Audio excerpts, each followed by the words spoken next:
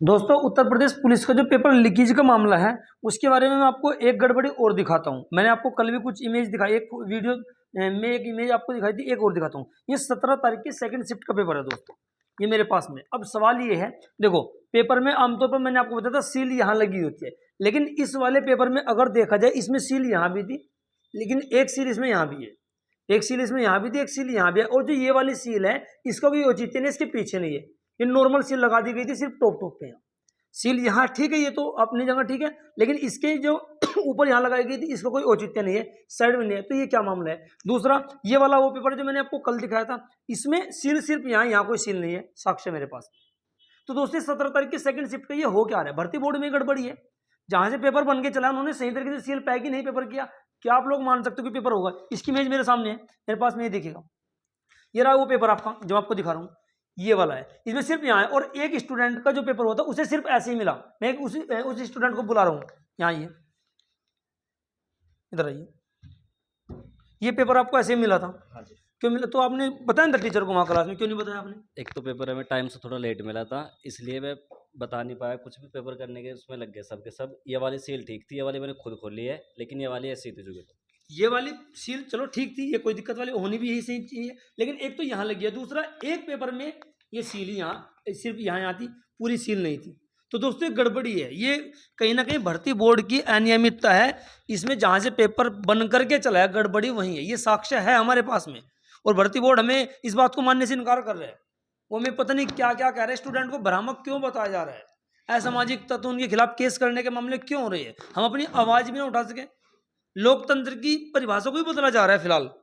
दोस्तों ये चीज सही नहीं हो रही है, हमारी आवाज को दबाया क्यों जा रहा है? भर्ती बोर्ड से सिर्फ इतना ही तो हमारी गुजारिश है, भर्ती बोर्ड से कोई हमारी गुजारिश नहीं है, मैं साफ बताऊंगा। हमारी सिर्फ गुजारिश माननीय मुख्यमंत्री योगी आदित्यनाथ जी से। सवाल ये है कि अगर उत्तर प्रदेश में कोई हल्की सी भी बात कहीं भी हो जाए, एकदम से मामला पहुंचता है योगी आदित्यनाथ जी तक। क्या ये इतना बड़ा मामला योगी आदित्यनाथ जी तक नहीं पहुंच रहेगा? सबसे बड़ी बात तो यही है। इस पर हमारे मुख्यमंत्री बोल क्यों नहीं? उन्होंने एक तरह से इस मामले को संज्ञान में नहीं लिया है क्या? इसकी गहनता से जांचो। और जो कमेटी बनी है दोस्तों, कहीं ना कहीं मानना यह है कि हाई कोर्ट या सुप्रीम कोर्ट जो है उनके किसी रिटायर्ड जज की अध्यक्षता में कमेटी बने, ये चारों शिफ्टों का पेपर कैंसिल होकर के या फिर दोबारा कराया जाए। दोस्तों टीवी न्यूज में इतनी सारी बहस होती है, दो लोगों को उस पार्टी के बैठा लेते हैं, दो लोगों को उस पार्टी के, सारा दिन बहस चलती रहती है, उन पर कोई मुकदमा नहीं होता, सारा दिन ताबड़तोड़ तरीके से भी अपनी बहस करते हैं। कोई किसी को कुछ कह रहा है, कोई किसी को कुछ कह रहा है। अरे हम तो अभ्यर्थी, हम तो हाथ जोड़ करके भीख मांग रहे हैं, हम तो बिल्कुल विनम्र निवेदन करें, किसी पर कोई कमेंटबाजी कुछ भी नहीं है। हमें इस मामले में हमारे अंदर डर तो बैठाया जा रहा है, लेकिन हमारी आवाज सुनने के लिए कोई तैयार नहीं है। बच्चा अपना हक भी नहीं मांग सके। जनता का शासन जनता के द्वारा जनता के लिए, ये लोकतंत्र की परिभाषा है, लेकिन यहाँ हो ही कुछ नहीं रहा है। एक बच्चा आज अपनी आवाज भी नहीं उठा सकता। दोस्तों ये देखिए साक्ष्य है क्या? भर्ती बोर्ड में पेपर सील करने वाले हैं कहाँ? ऐसे जो अयोग्य व्यक्ति उनको भर्ती बोर्ड में शामिल ही क्यों किया गया? ये सील सही से देखी नहीं गई थी क्या दोस्तों?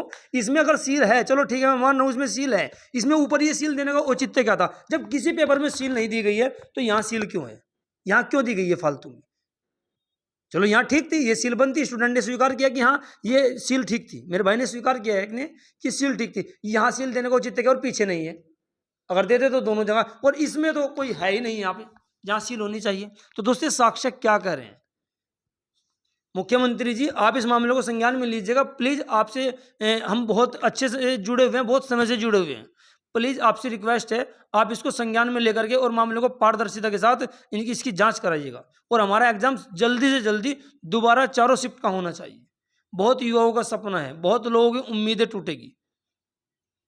कहीं ऐसा ना हो कि हमारा आप लोगों से विश्वास ही उठ जाए, उत्तर प्रदेश सरकार से विश्वास उठ जाए। तो उससे पहले आप जरूर इस पर संज्ञान लीजिएगा और हमें युवाओं को न्याय दिलाइएगा। हम शांतिपूर्वक हाथ जोड़ करके, पैर पकड़ करके आपसे विनम्र निवेदन करते हैं। हम किसी से किसी प्रकार की कोई आपत्ति नहीं है, बस आप चारों शिफ्ट का ये पेपर जो अनियमित है, हमें विश्वास नहीं है, हमारा विश्वास टूट चुका है। भर्ती बोर्ड में ऐसे ऐसे अयोग्य व्यक्ति भी है जिन्होंने मान लिया पेपर पर किसी पर सील नहीं दे रहे हैं, किसी पर दे रहे हैं, तो क्या मतलब है यहाँ पे सील देने का?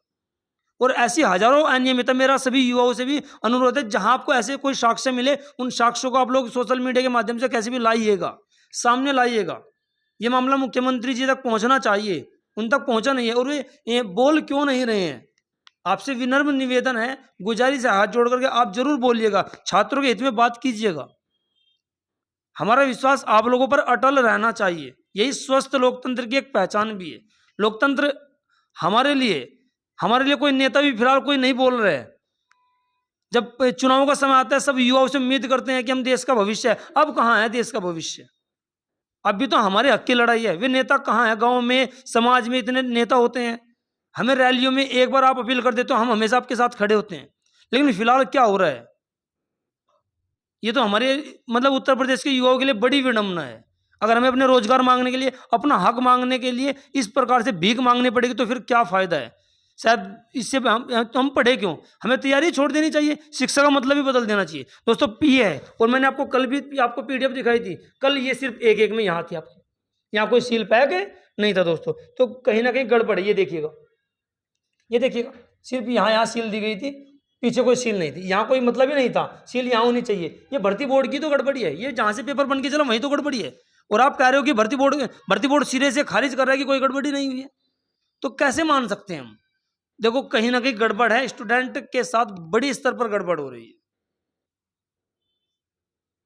अगर हमारा विश्वास उठ गया ना, तो मैं खुद अपने पर्सनली अपने विचार से मैं कह रहा हूं, क्या अगर मुझे या इस भर्ती में हमारे भाइयों को न्याय नहीं मिला तो मैं इस देश के लोकतंत्र में हिस्सा नहीं लूंगा आजीवन। मैं किसी चुनाव में कोई हिस्सा नहीं लूंगा। ये मेरा व्यक्तिगत मामला है और शायद ये मेरा अधिकार है। हम लोग आए दिन एक योजना चलाते हैं मतदाता जागरूकता के लिए, मतदान कीजिए, लेकिन क्या करें मतदान करके हम? मतदान का औचित्य क्या है हमारे लिए? जब लोकतंत्र है ही नहीं, हमारी आवाज के लिए जब है ही नहीं, तो क्यों हिस्सा लूंगा? मैं किसी भी चुनाव में, इस भर्ती में अगर हमारे साथ न्याय नहीं हुआ तो मैं किसी भी चुनाव में हिस्सा नहीं लूंगा। ये लोकसभा 2024 का हो, किसी विधानसभा का हो, या आपका ग्राम पंचायत का भी कोई चुनाव होगा, क्योंकि मेरे वोट का कोई मूल्य नहीं है, कोई औचित्य नहीं है। हो सकता है इसे हमारी वीडियो को भड़काऊ भाषण कह करके हमें फिर उठा लिया जाए, मुझे कोई दिक्कत वाली बात नहीं है। मैं किसी बात को लेकर के कहने लगी, मेरे अपने विचार है, मैं खुद से ही कह रहा हूं, मैं कभी किसी चुनाव में कोई हिस्सा नहीं लूंगा, क्योंकि जहां मेरी सुनने वाला नहीं है, जिस देश में, जिस लोकतंत्र में मेरी सुनने वाला नहीं है, तो मैं क्यों उसमें हिस्सा लूंगा? मैं जीऊंगा बस एक नॉर्मल रह करके। मेरा मत का कोई मूल्य नहीं है, क्योंकि बस हमें जब वोटिंग होती है तब हमें पूछा जाता है, इसके अलावा कोई नहीं पूछा जाता।